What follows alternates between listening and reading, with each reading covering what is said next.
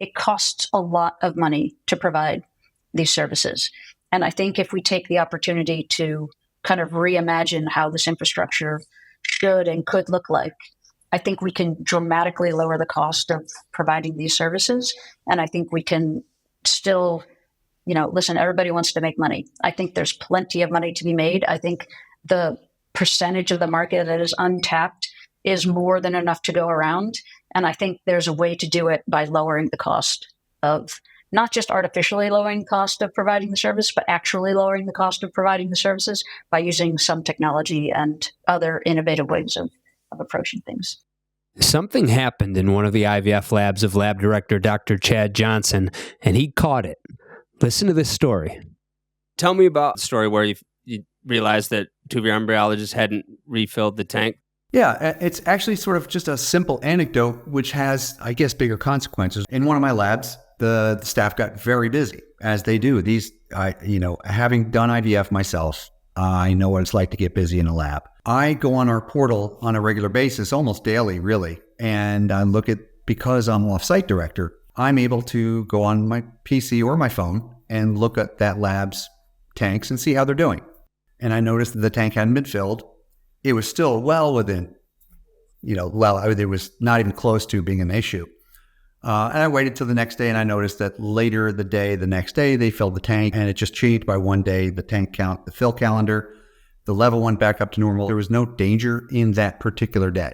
So I said to them the next day, I just texted them and said, hey, folks, noticed that the tanks didn't get filled yesterday. Great. I'm so glad to see that they're filled today. If the tank had gone to a critical level, it would alarm. Everyone would get texts, phone calls, and everything. But you don't want it to get to that level. A tank can have anywhere from 50 to 200 patients at.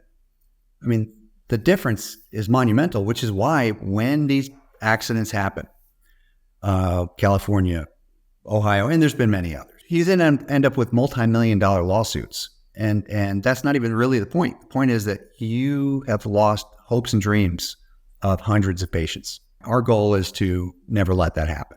That's why Boreas Monitoring Solutions was started. When people hear the difference between this system and several others, they get it. Just want to know, that's one of the things as we do this, we keep adding features to this, like quality control measures and things where people can sign in every day. And when they sign in, it automatically clicks a quality control that shows that they physically looked at the tank through the portal. Visit boreasmonitoring.com/demo to schedule that time with Dr. Johnson, co-founder of Boreas Monitoring Solutions. It's a live event, so you can show all the screens that are available, everything from the tank levels to the list of folks who are on call. How do you change the call numbers?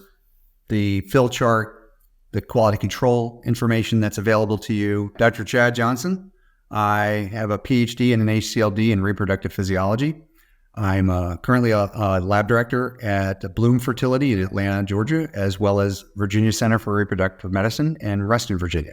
That's boreasmonitoring.com/demo. Today's advertiser helped make the production and delivery of this episode possible for free to you. But the themes expressed by the guests do not necessarily reflect the views of Inside Reproductive Health, nor of the advertiser. The advertiser does not have editorial control over the content of this episode, and the guest's appearance is not an endorsement of the advertiser. So I recorded this conversation with Cynthia back in November of 23. It's being released now in summer of 24. I thought about having it re-recorded, but I would rather just have Cynthia back on because there's too much good thought in this conversation. You should listen to it. We should have Cynthia back on. Enjoy. My guest today gave me a new way of thinking about not just the innovator's dilemma for the incumbents, but a question I've been teasing a lot with different guests and different topics on the show is what's preventing the new emergent disruptive system from taking over and supplanting the existing one? That guest is Cynthia Hudson. You might know her because she advises a number of different companies, both incumbents, early startups, and those somewhere in between. She owned a fertility clinic. She owned an IVF lab. She's an embryologist, if I didn't say that already. And she makes me think that the reason why we might not have seen a disruptive system supplant the existing one already is because we still need a few more verticals for that system to layer on top of. She talks about those verticals, these new solutions that she sees as revolutionizing the IVF space, some of which you might have not even heard of. And she talks about a couple verticals that might be missing. It could be the case that those verticals need to be in place before a new system can take over, but it could be the case that we're almost there. A lot of these solutions are 2, 3, 4 years old. They're rising to some degree of maturity. Maybe we need more of them. Maybe they need to reach a greater degree of maturity. But it seems to me that once those pieces are in place, that's when the old system is seriously threatened. If that investor was right, that the REI's best earning days are behind them, if they're not part of the technological revolution, not leading the innovation revolution, and we can extrapolate that to embryologists and other clinicians and scientists, then where are you in that revolution? Are you more than a couple years out from retirement? And if you are you only going to see your influence and earning potential decrease? Or are you leading this revolution? Are you fighting for these new solutions and improvements? Because as Cynthia points out, you don't need all of these verticals in place to improve the existing system. There are already immediately obvious efficiencies that are being implemented by the avant-garde, but maybe more slowly by others. Cynthia talks about what those solutions are. They reduce administrative burden, that triage and prepare patients, that add speed and safety to the IVF lab. She names names. I can't fight for any of these solutions because I'm not a clinician, I'm not a scientist. You are. You're the one that can vet them. And if you feel strongly enough about any of them, you're the one that has to fight for them. Your clinic, your network have to consider the cost benefit. Is their timeline for evaluating cost benefit shorter than yours? And if it is, are you willing to fight for what's necessary to be leading the innovation revolution? Or will you be a replacement part when the new system emerges? Cynthia talks about what it actually means to be leading the innovation revolution, particularly in the IVF lab. What are embryologists going to be doing when they're not technicians? She talks about the biggest problems that they will be solving. She wishes she had thought of non-invasive genetic testing to replace what we're currently doing to biopsy the embryo, because she identified that as one of those critical verticals that's still missing. But we can have her back on for another interview and do a whole topic on that if you like. In the meantime, enjoy this conversation and let me know, have you tried out any of these solutions? Do you think they're for real or not? And are there others that you think are complete game changers? Send me an email. Enjoy. Ms. Hudson, Cynthia, welcome to the Inside Reproductive Health Podcast. Thanks so much, Griffin. It's a pleasure to be here. You are a person that I've known in my periphery for a while. It feels like a couple years that you're someone that I've known as an acquaintance here and there, but I feel like I've gotten to know you more, I don't know, the last 6 months or the last year. You're someone that I've really enjoyed getting to know. I perceive you as a popular person. A lot of people know you and seem to like you. And you're also one of those people that seems like, oh, they're really nice. Are they actually that nice? And then as I've gotten to know you more so far, I don't know. You could still do a 180, Cynthia. I don't know. You might have a skeleton in your closet that you're holding out for a rainy day. But so far, from what I can tell, it's like, wow, she's really that nice of a person. And then I've come to realize that part of the reason why many people know you is that you advise a lot of different companies. You're involved with some who I would call incumbents, some folks that are maybe not incumbents yet, but also probably past the stage of what we'd call early startups. And then it seems like also some early startups. And so I'm curious as to what it is that you're puzzling together that's brought you to all these different companies. What are these different needs being filled? What's the ultimate purpose that you're puzzling together? Well, that's a loaded question. And for the record, I have a pretty high monthly tab of paying people, to say they're nice. So, thank you to all of those people publicly. I can't wait to get my $5 Starbucks gift card this month. That's exactly right. So, great question. I think, I think one of the things that I've always sort of had in the back of my mind is, how do we move the needle on expanding access to care? I think it's a real, the nicest way to say it is shame that we don't have more people running through our top of the funnel and getting into treatment. Infertility has been defined as having the same, catastrophic consequences on mental health, and this PTSD, and it's just as traumatic as having a cancer diagnosis, and all of these things that are really sort of life altering and damaging and changing. And I think that we have so many cool new things that are either currently within our grasp or very near to within our grasp that we can kind of deploy and use to bring this type of care to more people. So what are those different things, those things that are within our grasp or almost within our grasp? And maybe before we get to what those different solutions might look like, describe those different problems. Like when you think of the different companies that you advise on, or the different challenges that you see to providing this demand, what are they specifically? I mean, I think that, fertility is a fairly young field, relatively speaking, and it's not a diagnostic science. So an embryology laboratory is not a diagnostic lab. It's more of a therapeutic lab. So it's an extension of medical treatment, and it is not something that, some people don't undergo an IVF cycle to get a diagnosis of infertility, right? So it's a treatment. And because of that treatment modality, and because of the lack of, intense standardization, it's a very manual, labor-intensive process that basically takes a village. So you need a physician, you need a nurse, you need someone to recover you in the operating room, you need a pharmacy to administer meds, you need an embryology laboratory to do an egg collection, an ICSI, you need to do, somebody has to do a semen analysis.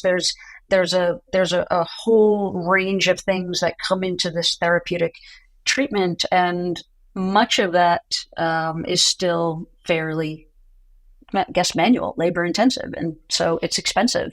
It's expensive to do, and I think some of the opportunities that we have in front of us are to, kind of use technology to take away some of that administrative burden that we have. So, for instance, we have electronic medical record systems now, and some of those electronic medical record systems are more or less easy to enter and extract data from.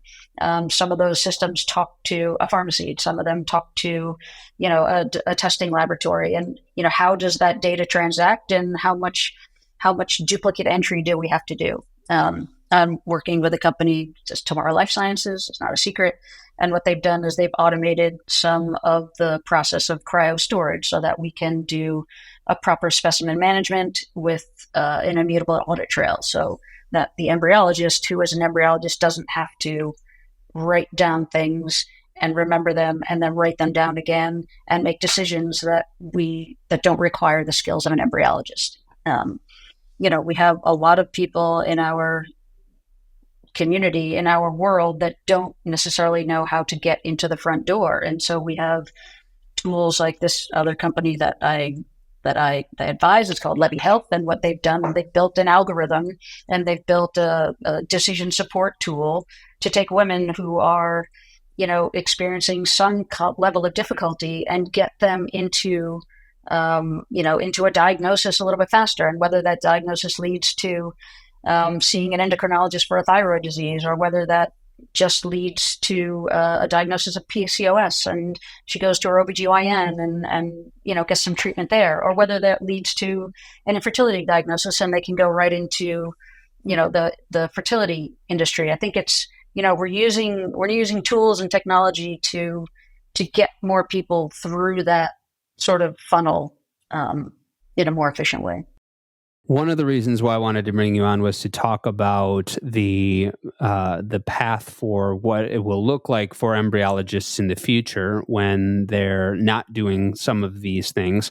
But you've laid out a few different solutions, and I've asked this question to a couple of different people on the show, and have gotten a different range of perspectives, which is, are we able to implement these solutions into the existing system that we have right now, the existing clinic and lab structure that it exists, or does something else have to replace it? And one analogy I think of is, Cynthia, if I wanted to do this 30 years ago, I would have needed a radio station with a massive production studio with really expensive equipment, with a really expensive engineering system, and a X 100-foot tower that could reach 50,000 or 100,000 megawatts on the frequency modulation band, like a ton of infrastructure. And now I have what's essentially a talk show for a fraction of that cost. And so there's no coming back for the radio companies. They're too committed to that cost, and it's eventually sinking them, and they're just not in that space anymore. They're going on to other areas of telecommunication. And I wonder, in our field, is it going to be something that the existing system can just bring on these solutions as you've described, or is something else going to replace it because there's too much of a sunk infrastructure cost that's unnecessary in the existing system? Yeah, that's a great analogy. I think a couple of things. I don't think the current infrastructure is going away anytime soon. Think about it. Radio stations, in your scenario still exist, right? They still function. They still, I they don't still know generate how, revenue. but they do.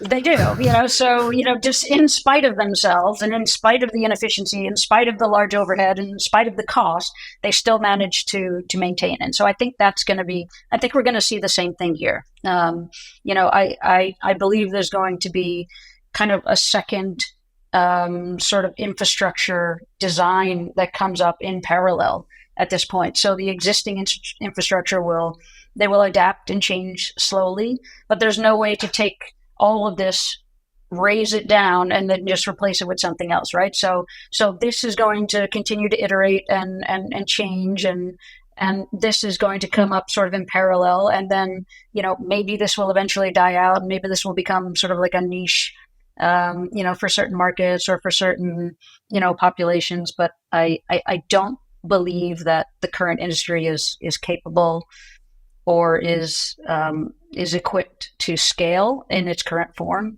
without some big inherent changes. You're talking about, think about it. If you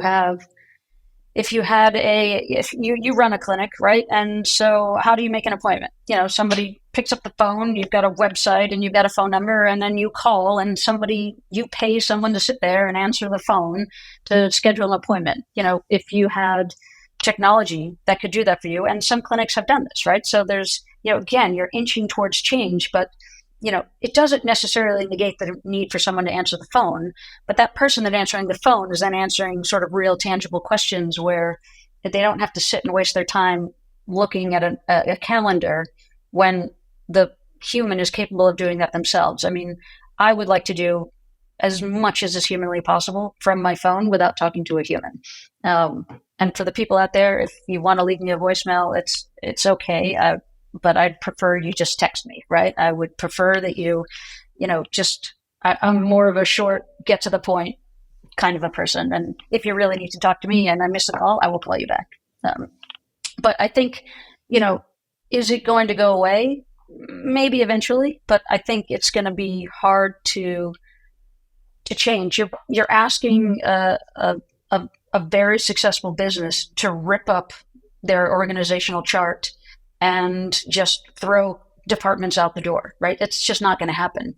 So it's, the ability for these people to shift from this to this is, it's going to go from here to here to here to here to here. And in the meantime, I think it's almost easier in certain respects to just kind of start brand new. Like, okay, let's take the best of this. Let's take the best of this. Let's use this technology from the get-go so that it's baked into our infrastructure. It's baked into our org chart. It's baked into our to our costs. And this is how we're going to figure out how to scale, right? It costs a lot of money to provide these services. And I think if we take the opportunity to kind of reimagine how this infrastructure should and could look like, I think we can dramatically lower the cost of providing these services. And I think we can still listen, everybody wants to make money. I think there's plenty of money to be made. I think the percentage of the market that is untapped is more than enough to go around. And I think there's a way to do it by lowering the cost of, not just artificially lowering the cost of providing the service, but actually lowering the cost of providing the services by using some technology and other innovative ways of approaching things.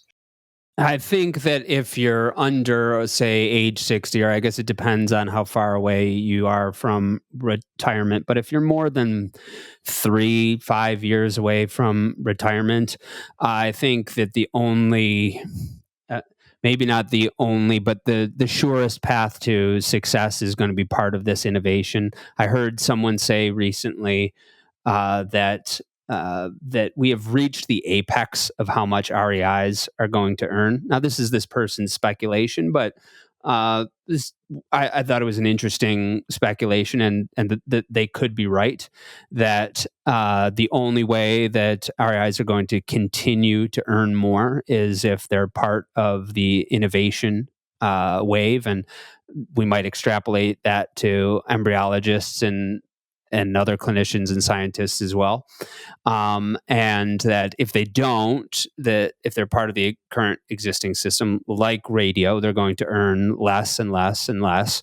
And I think they could be right about that. And I understand your point about why it's so hard for the existing infrastructure to adapt. Partly the reason I understand that is because it's called The Innovator's Dilemma. There's a book that Clay Christensen wrote that Dr. Harrington hit me to that gives that really explains that. But then why has it been so hard for whatever the new emerging disruptor infrastructure to emerge? Like, we haven't seen it yet, and we've seen people try in different ways. We saw a company earlier this year go out of business that had bought clinics, and that was their way of trying to get the data to implement the solutions while they introduced new technology on the lab side. And it didn't happen. I don't know if it wasn't enough money. I don't know if it wasn't execution. But and I'm not picking on those people either. I hope that they return and kick ass somewhere else with the lessons they've learned. But there are others as well that it's like, oh, I thought that was an end-to-end solution, but they seem to be bleeding money. And so why haven't we seen this disruptor new infrastructure develop?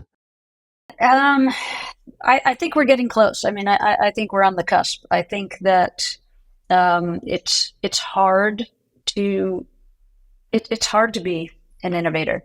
Sometimes it's hard to do something that goes against the certain dogma. Like, this is how we've always done it, and I think that it's a symptom of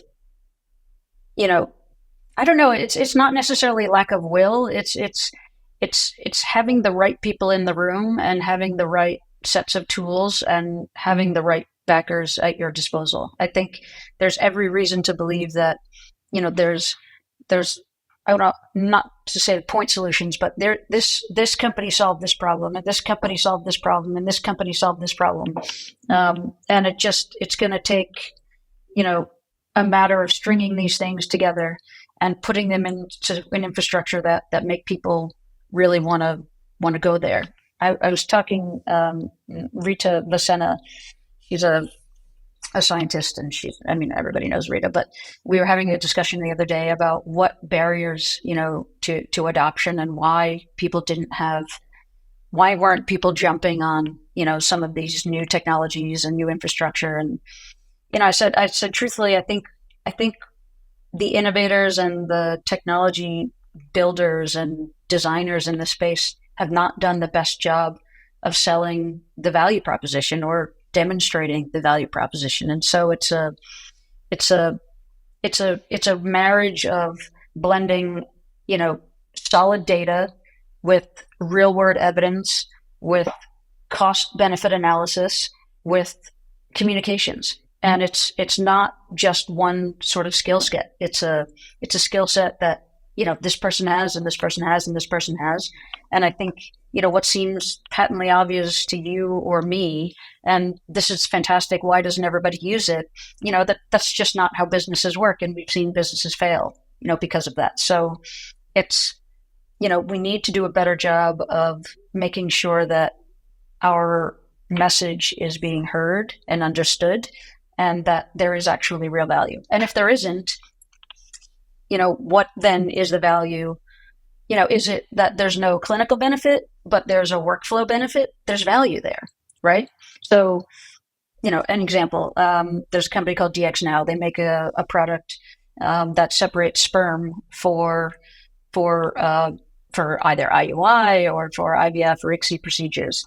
And the company is DX Now. And they say, I've always said, if it never showed a clinical benefit, which I think it might, but I think if it never showed a clinical benefit, I'm still getting from A to B faster. I'm getting there with fewer steps. I have fewer opportunities to make a mistake because I am a human and I'm well-meaning, but I'm fallible. And I can make a mistake from transferring this specimen from here to here to here to here. I could mislabel something. I could make, we don't want to have, it's a massive problem to maintain chain of custody. And I think the reduced workflow and the reduced number of steps, regardless of a clinical benefit, let's put them in two buckets, right? Like what is the value that you're trying to convey to the clinicians? And it's just a matter of, it's telling the story in such a way that communicates what you think and what you believe. And you ought to have the data to back it up, because if you don't have the data to back it up, whether, again, on an efficiency side or a clinical value side, then you probably should go back to the drawing board. So you've got these different solutions that are bringing the value on the clinical side, or some that, like you said, if they never show a clinical benefit, there's still that value in spades on the efficiency side. Is it that each of these verticals need to develop themselves, do you think? Like, is it been a lack of that we're just getting there? Like when you say, we're getting there, like, is it that now these companies are just about there and there's just about enough of them that are proven enough in these different verticals, as opposed to what we might have expected to see is you have somebody that is creating the end-to-end solution and then they're creating all of the verticals. Well, that's obvious. That's going to be really challenging to do. It's going to be really cost prohibitive in many ways. But then the existing infrastructure can't adapt these places fast enough. But now, are we at a point where there are enough of these solutions, like the one you just described, in different verticals, that the layer can come on top of it, and now we have our alternative disruptor infrastructure? Yeah, like I said, I think we're still missing some of those pieces, right? I mean, there's a company, Conceivable wants to automate the entire workflow of the laboratory, right? We don't have that yet. It's great. It would be amazing, but we don't have that yet. So what do we do now? Like, what do we do to address all of the humans that are standing there without the family that they so desperately want? So how do we bridge that gap? Well, I mean, from a pure workflow standpoint, there's time-lapse incubation, right? So now this is an incubator where I can put my dish into, and I don't have to take that dish out for the next 5 or so days, okay? Because it's got a camera on it, and I can look at the embryos, and I can see if the eggs are fertilized, and I can see if they're developing or not. If I don't have a time-lapse incubator, now me as an embryologist, I have to go get my paperwork, I have to sit down at a bench, I have to walk over to the incubator, I have to grab the right dish, I have to walk all the way back to that, I sit down, I put it under the microscope, I make my observations, I write those down, because most of us are still not directly entering our observations into an electronic medical record system. It's going on paper and then being transcribed later. The inefficiency of that and the opportunity for error and transcription errors is, again, that's a whole different sort of bucket to challenge. challenge to solve, right? It's a huge bucket of inefficiency. But then when I'm done with my observations, I have to pick up that dish, I have to get up, and I have to walk back across the lab and put that into an incubator. Now, how much time did that take? For me, how much work, how many steps did I have to take? How many opportunities did I have as a human to kind of mess that up versus walk over to that incubator, press a button, look at it, and see whether or not it's fertilized, and then I can write it down, right? I can do that. Just if you just count the number of steps involved, again, there's a clinical benefit to keeping embryos in an incubator, straight for 5 days. That's great, but the workflow savings, on the upfront is dramatic, and I think it's very real. Now, is it something that most clinics have adopted? Not so much in this country. It is a cost. It is an investment, but it's a longer term payoff investment. If it's a labor cost savings for the longer term. So if I, as an embryologist, it takes me 5 minutes to do a fertilization check, and I have 20 fertilization checks a day, and it takes me 20 seconds to do it in a time-lapse incubator, I can count those numbers of minutes and calculate over the year how much of my time, of my salary, that is going towards doing fertilization checks when I could be doing it in that, I could be looking at a time-lapse incubator. I mean, it's just an example, but it's something that I think we have very kind of tunnel vision sometimes in the clinics, and say, well, no, the humans can do it, and that's fine. But they're not actually thinking about the cost and the waste and the opportunity for error that we're introducing by having it be so kind of back and forth.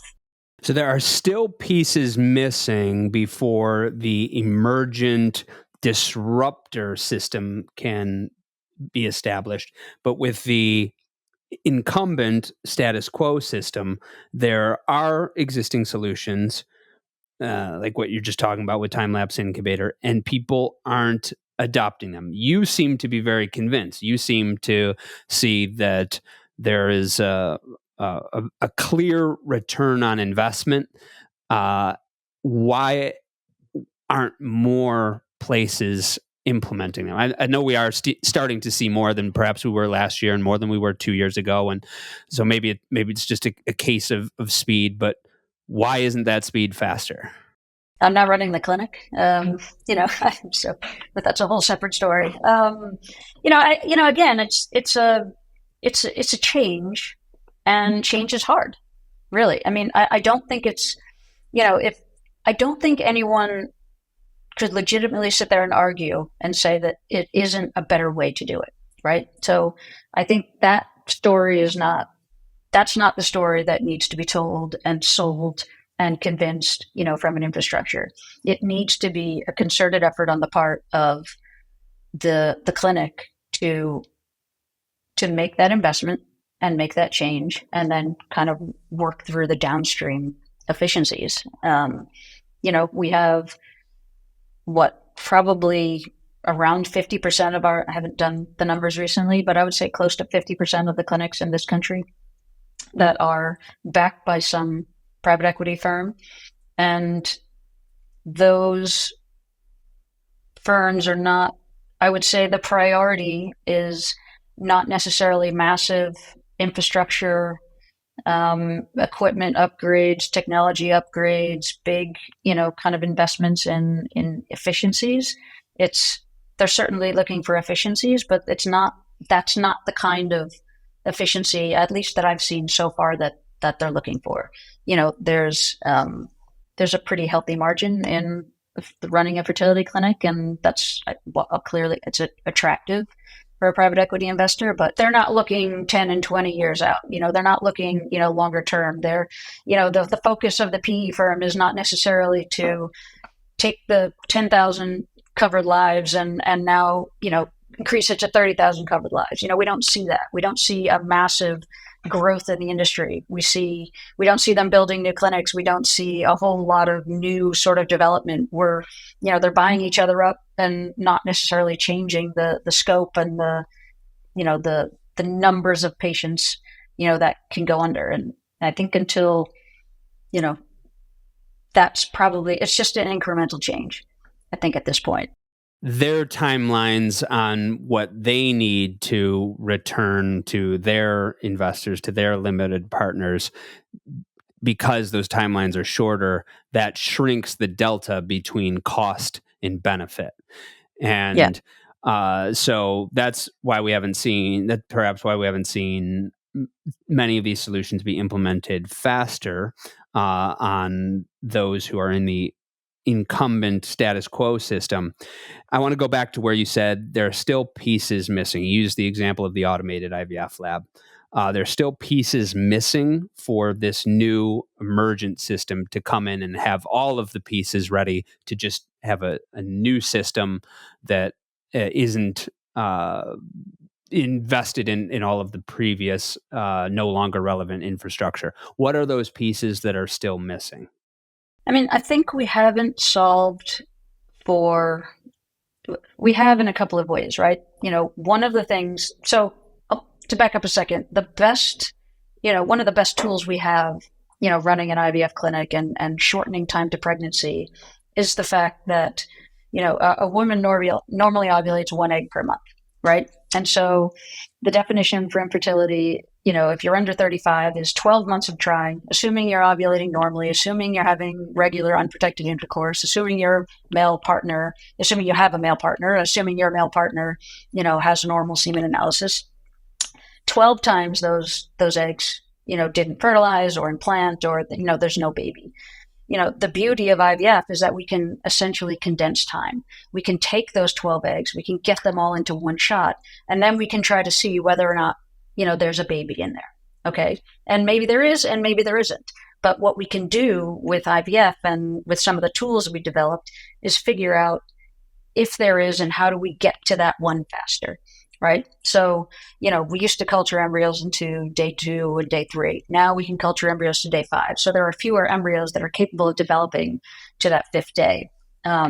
We've developed some tools to further screen these embryos. We want to know, which one of those if we have 4 embryos at the end, it would be irresponsible of us to transfer all 4 of those embryos back to the woman's uterus.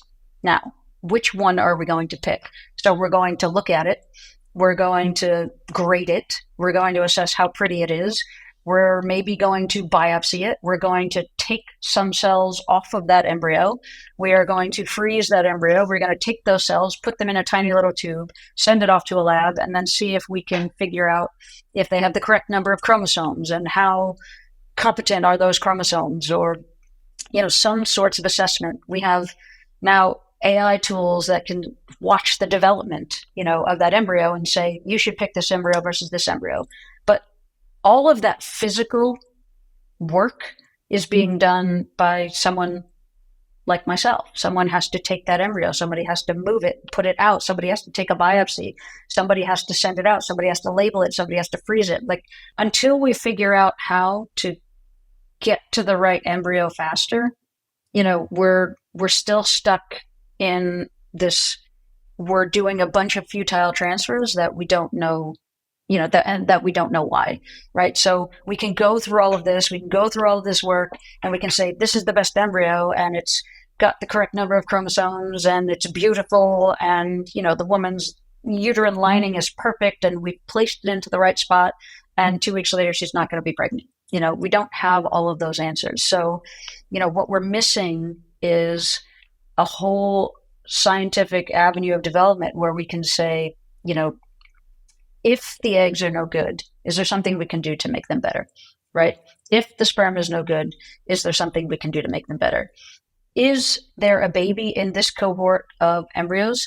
How do we really get to that 1 or 2 or 3 and identify them faster? How do we get to the point where we understand that we're putting it into the most ideal uterine environment? I think there's so many unknowns that we have here, and all of this is, we just don't have all of the tools that we need to make that human get to that family faster. We're still stuck in this, what percentage of infertility, off the top of your head, there are a whole bunch of patients that present at the office. How many of them are going to be called unexplained infertility, right?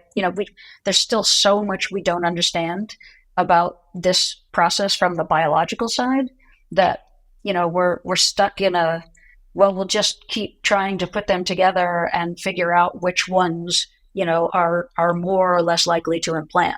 We're not really doing anything to improve necessarily those chances. We're getting the correct timing of the transfer. We're trying to pick the best one. We're doing all these things, but we're not necessarily making them better. We're just trying to kind of screen out the things that would just make this the most ideal scenario. That wasn't what I was expecting you to say with regard to the missing pieces. I was expecting you to say something along one of the mechanical solutions for being able to have a fully automated process. But if I'm understanding correctly, one of the barriers to impediments to creating a fully automated system is that it still wouldn't lead to the outcome of being able to I don't know, of guarantee a live birth, but highly accurate or highly accurately predict live birth in a way that you could put a financial model on top of that to where people are paying for successful outcomes. Am I getting that right, or am I missing something from what you were saying? No, you're getting that right. I mean, I think, sure, would I like to have a system that has, I'm not lazy. I want to work, smarter and not harder. So, if I could get away with, an annotation of my notes, and I could not write anything down and not ever enter anything twice. If I could build an infrastructure in the laboratory to just have a single source of truth, and all of my systems talk to each other, and everything worked, I think we could run a whole bunch more patients through this ecosystem and get them out the door faster. But what we're missing pieces of the biology, that we don't. So, again, we can do all the treatment cycles that we want. We can use donor egg, and we can use donor sperm, and we can bring a gestational carrier into the mix and have them carry the embryo versus the intended parent. We can mix and match a whole bunch of these things, but we're not necessarily really able to treat the underlying or fix the underlying condition. And that, is a big sort of hole in the puzzle. Now, from just the existing technology, what we can do and how to get more people in the door and, running them through faster, I think we have tools, on the table. It's just, again, a matter of stringing them together and deploying them. So I'm not a clinician or a scientist, so I might not be able to follow you. And if my eyes start to cross paths, then I'll pull us back to something simpler that I can understand, like astrophysics. But I do want to understand a little bit more of what, as specific as you can be, what you think is necessary to be developed. So is it diagnostic testing, and if so, what kind? Is it something that's missing on the medication side, and if so, what's missing? As specific as you can be, what are these missing pieces? Well, I mean, I think we could do better on the diagnostic side. If a patient doesn't get pregnant after, several euploid embryo transfers, we don't necessarily have a lot to offer them. We can't with 100% certainty say why. And the only thing that we can do is offer, to replace one of those parts. I mean, an embryology laboratory is in effect a manufacturing. We don't call it that in this country, but you're taking eggs and you're taking sperm and you're making an embryo, right? And then you have to put that embryo somewhere. So you can change some of the pieces out of the puzzle to see if that makes a difference. So we could swap out the egg, we could swap out the sperm, we could swap out the uterus. We can kind of mix and match with these things. But, could we ever really go back to the human and say, well, this is exactly why, and I can fix it, right? We don't have the "and I can fix it" necessarily.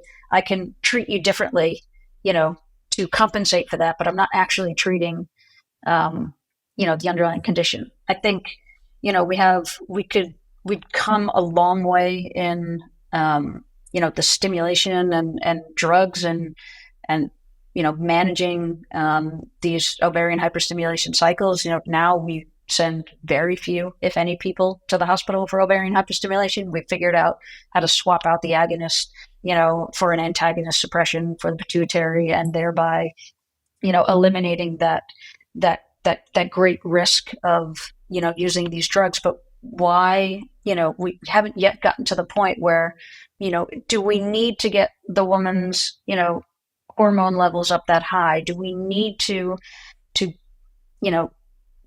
just sort of making up and substituting? Well, we think this would work, and then this would work. We're not really at a point where we can say this is exactly what the issue is, and this is what I'm going to do to fix it, and then you actually don't need IVF in the first place. But we're not there. We're tweaking the existing infrastructure, but we can't say exactly why it doesn't work. What we can do is just throw things at it to fix it.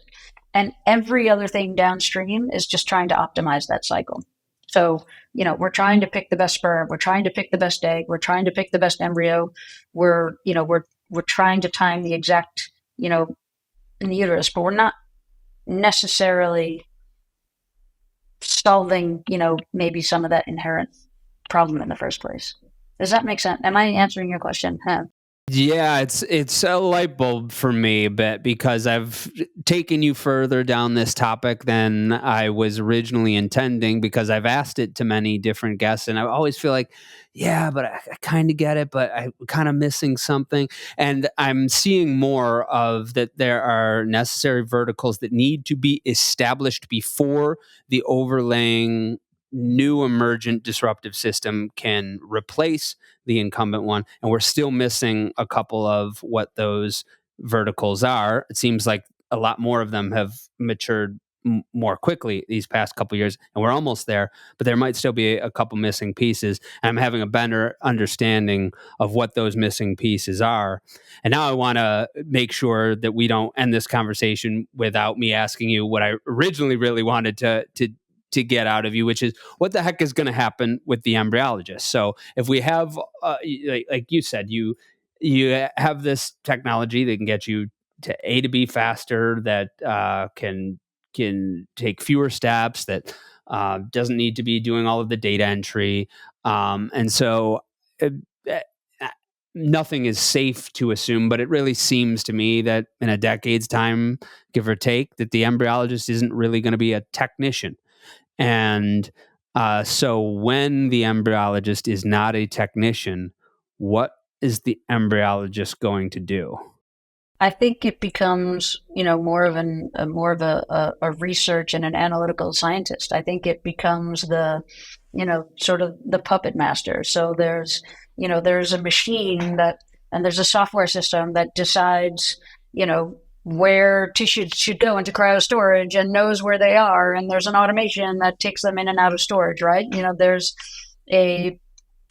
an algorithm that says, you should transfer the embryo at 147.5 hours, into this human, because that's the best time, for implantation that matches the embryo and the uterus. The embryologist is still going to have to perform that task and do that, but you're now developing the tools to better understand the biology behind, the mechanism. We do a lot of ICSI in this country with intracytoplasmic sperm injection. So we take eggs and we clean off all of the cells around them, and then we prepare a sperm sample and we take a single sperm and inject it into each egg. That is the skill, of an embryologist. There are teams working on automating that process, but you still need someone to do initial, have to do the egg collection, you have to evaluate them, you have to, kind of put these tools together, and someone has to decide that they need ICSI, or not in the first place. I see the embryologist doing a lot less, I guess, for lack of walking back and forth. I think, we're going to be able to, stop this, massive, everybody's carrying dish around and there's 10 people in the room and everybody's got something and the jockeying for bench space. I think we're going to get to be more of a scientist than, and a little bit less on the handling side. Tell me more about what that scientific responsibilities will look like. Will people be leading research projects? Will they be? Do you envision embryologists being the ones to make that call on using ICSI as opposed to the clinician? Do you see there being a need for the number of embryologists that we have now? Like, is there enough of that scientific research that if in fact all of this technician work is replaced, mechanized in the next 10 years or so, is there enough research to work on, and what will that scientific and responsibility workload look like? I think it's going to change, right? I mean, I think, I don't think any embryologist should be scared that they're going to not have a job. I mean, frankly, the industry needs to scale at a pace that, is going to far outstrip the ability for automation to replace it at this point. So, if we're doing what we should do, there should be 10 times more clinics, right? And they should be, so there's, I don't think embryologists are going anywhere anytime soon. I think we could do a lot more research on optimizing the cycles and how these gametes are being handled. What we know is that we take out eggs, we prepare sperm, we put them together, we evaluate embryos, and then we have some disposition. They're transferred into a uterus, they're frozen, they're biopsied, they're discarded. But we don't really understand necessarily. I don't believe we've spent enough time optimizing kind of that cycle. So it's difficult to do research on human embryos, but I think we have a huge opportunity to critically examine the entirety of the ecosystem, right? So what we're missing here is the big data piece where we can say, okay, there's this human with this condition, with this embryo, with this culture media, with this dish. And really to optimize, we shouldn't, be waiting 20 minutes to do this. We should be waiting 35 minutes to do this. We should be looking at embryos, at this, had this conversation the other night, like who decided that this cadence of picture taking on a time-lapse incubator was optimal? Do we need to have an image taken every 5 or 10 minutes? Could we get away with an image taking, every 10 minutes, 20 minutes or every hour? Would we get the same sort of result out of that? Would we be able to cut down the cost of creating the equipment to further, get this moving? I think, was the temperature of the hood, was the air quality in the laboratory, was the human that was doing it, was the barometric pressure, affecting any of this? We don't have really good visibility into, should we wait 20 minutes or should we wait 45 minutes? Does the temperature variation right now, if I take this dish and walk it across the room, does that slight variation in temperature have an effect? And are we I think we have a great opportunity to optimize the current system that we're in, but we could do a better job of analyzing, our current workflow in the meantime. And I think that would be an amazing area of improvement on the efficiency side, because right now we're basically, as I was saying, left with, this is the group of eggs, this is the group of sperm, and that's the uterus I have to work with. And I'm either going to get something or I'm not, and I can try to pick the best one, and I can try to pick the best ones of these, but how do I really know that I've picked the best culture media? How do I really know that I've picked the best environment? How do I know that I've optimized the timing? How do I know that I've, done, all I can from an environmental side to ensure that we're making the most of what we have at this point. So I think embryologists are not going anywhere. It clearly gets across to me that there's no shortage of things to work on, and that young embryologists today know that this is the right career for them if they're excited about being the person to solve one or more of those problems. And There's so many problems to solve. So I noticed this a couple years ago, Cynthia, where I was having embryologists apply to work at my company. And I was like, that there are people that really want your skill set and that want to pay you a lot more than working at for a media company, right? And one of the things that they kept coming back to was that they did not like being in a lab all day on their feet, confined in this little space. And so I think for those that really don't enjoy that, maybe don't be looking at jobs at media companies, be looking at the work that solves these bigger problems, so that you're not the one in the box, and that you're solving for these wider scale problems. So in addition to covering that, it seems like the conversation that I've kept having about what's missing from this emergent system, I don't know, sometimes you just need to ask a question similar ways 1,000 times, and on 1,001 you get it. And I feel like you've made a light bulb go off from what might be the last couple steps for this emerging system, and how close we might be to it actually disrupting the status quo. So let's conclude with maybe one or two of the solutions that you're really excited about, that you said that we that are either finally here or that are almost on the cusp of. What's like one or two things that either you've just implemented or that is just about here that you're really excited about? Well, one of the things that again, this at the base of, the way I think about things, it's an access to care issue. And one of the things I'm really excited about is reducing the number of times that the human has to go to the clinic. Right. So, David Sable says this better than anyone, there's time to baby, there's cost to baby, and there's life disruption to baby. So if you want to tackle life disruption to baby, you do a telehealth visit, right? I think the pandemic kind of shifted a lot of us, into that, because we were doing remote visits anyway. But how do you then, I think about it as in a distributed care model. Like, how do you bring the care to the patient and not necessarily the patient, to your office? Because not everybody lives within a reasonable driving distance of a fertility clinic. We have very big deserts, of fertility care. Certainly in parts of the world, but speaking about the United States, there are lots of people that just don't have access to care because they physically can't get there.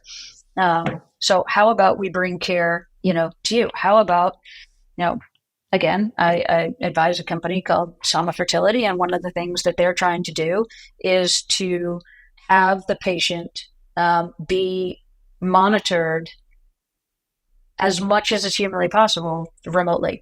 So, they'll send a portable ultrasound machine to your house, and they will schedule an appointment to be on the phone with someone who will guide them through an ultrasound, so that human did not have to get up and drive to the clinic to get that ultrasound, right? They will arrange to have the ultrasound in a local radiology or an OBGYN, something. So, if we think about nothing, that's not inventing anything. It's not necessarily, you're reinventing the wheel in the sense of how you manage the operations, of the clinic. You don't have access to care if you don't have a job that allows you to be late. You don't have access to care if you don't have a job that allows you to just take random mornings or afternoons or days off because of retrievals, because of transfers. A clinic will typically tell you, show up at this day and this time and this many times over this many days. And if you don't have the job or the life situation that allows you to do that, then you don't have access to care. This is actually bringing that care, it's easing that burden. Okay. And so I would I'm super excited about, I always think about this in a hub and spoke model. So there's the laboratory is the most expensive, infrastructure part of the ecosystem of a fertility clinic. But how often do the patients actually have to be there? Right. We can send a kit to your house and you can send in a semen sample and do an analysis. Right. I think we have certainly improvements, but we're a really long way to getting, the patient to only show up at the clinic, the woman twice, to get the eggs out and to get the embryo back. Can we figure out a way to treat these people where they live and only have them make those trips for those sort of critical things where you need that expensive bunch of kit and infrastructure? We're at a place where, again, you say, what are we missing and what are we on the cusp of? And, I think we're inching along and we're making strides to get more humans, in the door. And I think I think we're getting there. I think we're figuring out different ways to bring more people in. I think we're figuring out that, we can't do everything, right? I talked to Dr. Takor this morning. She started a company called Genome Alley, and she's a medical geneticist, and she's lovely. And, she wants to, make sure that patients are being treated for monogenic disease conditions and states in such a way that takes some of the burden off of a standard clinic. I think, we have to figure out how to, do what we do best and kind of plug in the things that are going to help us, get more people in the door and get them to their family faster. This will be an interesting episode to revisit together, have you back on in 3 years and look at the solutions that have been implemented since this conversation. Something happened in one of the IVF labs of lab director Dr. Chad Johnson, and he caught it. Listen to this story. Tell me about the story where you realized that two of your embryologists hadn't refilled the tank. Yeah, it's actually sort of just a simple anecdote, which has, I guess, bigger consequences. In one of my labs, the staff got very busy, as they do. Having done IVF myself, I know what it's like to get busy in a lab. I go on our portal on a regular basis, almost daily, really. And I look at, because I'm off-site director, I'm able to go on my PC or my phone and look at that lab's tanks and see how they're doing. And I noticed that the tank hadn't been filled. It was still well within, it was not even close to being an issue. And I waited till the next day and I noticed that later the next day, they filled the tank and it just changed by one day, the tank count, the fill calendar, the level went back up to normal. There was no danger in that particular day. So I said to them the next day, I just texted them and said, hey folks, noticed that the tanks didn't get filled yesterday. Great. I'm so glad to see that they're filled today. If the tank had gone to a critical level, it would alarm. Everyone would get texts, phone calls, and everything. But you don't want it to get to that level. A tank can have anywhere from 50 to 200 patients at. The difference is monumental, which is why when these accidents happen, California, Ohio, and there's been many others, you then end up with multi-million-dollar lawsuits. And that's not even really the point. The point is that you have lost hopes and dreams of hundreds of patients. Our goal is to never let that happen. That's why Boreas Monitoring Solutions was started. When people hear the difference between this system and several others, they get it. Just want to know, that's one of the things as we do this, we keep adding features to this, like quality control measures and things where people can sign in every day. And when they sign in, it automatically clicks a quality control that shows that they physically looked at the tank through the portal.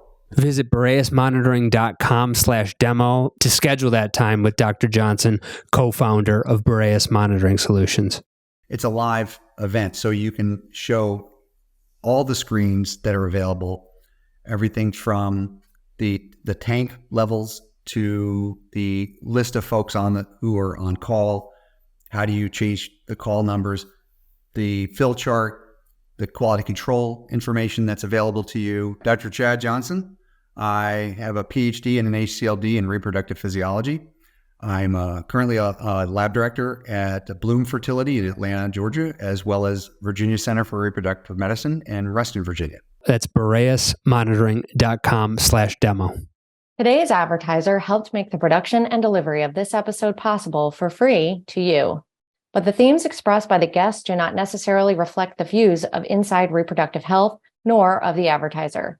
The advertiser does not have editorial control over the content of this episode, and the guest's appearance is not an endorsement of the advertiser. Thank you for listening to Inside Reproductive Health.